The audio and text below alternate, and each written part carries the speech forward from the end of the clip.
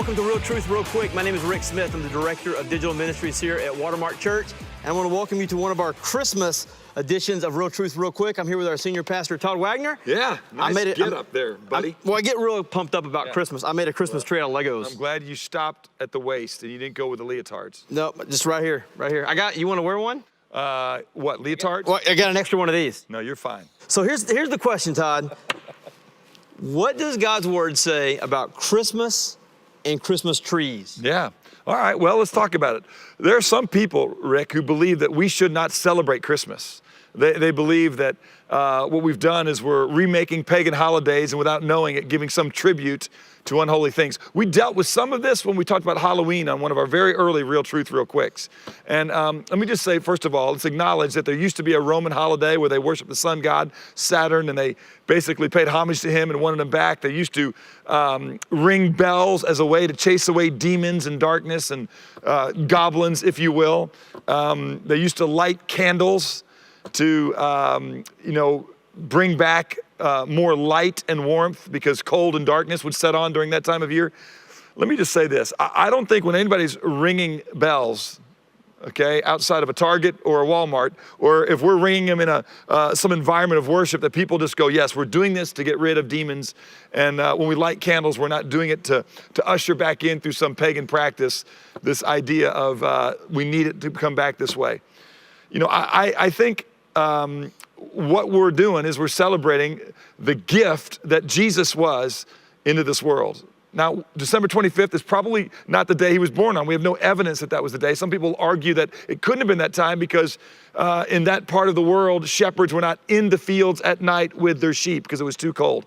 Others might argue with that a little bit, that they were there all year long. But it really doesn't matter. I will say this. There are some things that we've brought into our belief in the West about Christmas that probably don't belong there. Like how many wise men visited Jesus on the night that he was born? Well, all the little things outside the church always have three wise men out front. So there's two questions with that because we know about three gifts that were brought, but it doesn't say that there were three wise men. That's tradition. It also is clear in the scriptures that whenever they showed up, whether it was 3 or 13 or 2, it wasn't the night that Jesus was born. It was maybe as much as 2 years later.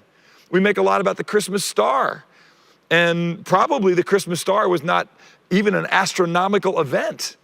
It was maybe even the Shekinah glory of God because it appeared and it moved and it led the shepherds. And so some people would make a good argument, I think, that it was the exact same presence of God that led the Israelites through the wilderness at night in the form of a pillar of fire. So whatever it is, some of the traditions that we have, even the fact that Jesus was laid in a manger, that doesn't mean that he was out there in the back in a stable, okay? It means that he was probably laid, we know he was laid in a trough that the animals were fed out of, but where he really was probably in the downstairs section of a normal living area that he couldn't be upstairs where folks usually were because it was full because of the census. And he was downstairs where they brought some of the animals in to be sheltered in that house. But that blows everybody's little Christmas creche that they put out there, their manger scene.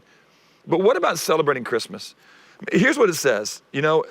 First of all, if you can't do it in good conscience, if you're not fully convinced in your mind that what you're doing is honoring to God, then you shouldn't do it. If you celebrate Christmas in a way that you're happy and filled with joy because of the gifts you get, then that's not doing it to the glory of God. The Bible tells us in 1 Corinthians 10 that whatever you do, whether you eat or drink, I would even insert whether you celebrate a certain holiday, if you can't do it to the glory of God, you shouldn't do it. And so if you're celebrating Christmas, and Christmas is only great if you get the gifts you want, and a lot of them, then that suggests that the gift of Christmas is not sufficient in and of itself. And that's cultivating a materialistic, selfish mindset. That's not excellent. But there's a lot of people who don't cultivate a materialistic, selfish attitude and celebrate it on December 25th. Listen to this little passage in Romans 14. It says this: one person regards one day above another regards every day alike. Each person must be fully convinced in his own mind. Whoever observes the day observes it for the Lord, and he who eats does so for the Lord, for he gives thanks to God. He who eats not for the Lord does not eat and gives thanks to God. It says that person's going to have an issue and a trouble. In other words, whatever you do, you've got to be fully convinced that what you're doing is honoring Christ. Now let's do this. We'll come back in the next one and we'll talk about what about a Christmas tree, and then we'll do another one and we'll talk about the Santa Claus question. But on the issue of celebrating Christmas, first of all, don't be so naive as to think that we're actually celebrating on the actual birthday of Christ. We don't know. Maybe we got lucky, and the tradition when the church started celebrating that was the day, but I wouldn't go long on that one. I would make sure I have my Christmas facts and story right, and I would make sure that my Christmas is always about doing it to the glory of God, which means I'm not more passionate about the gifts I receive than the gift that was given to me in the person of Jesus Christ.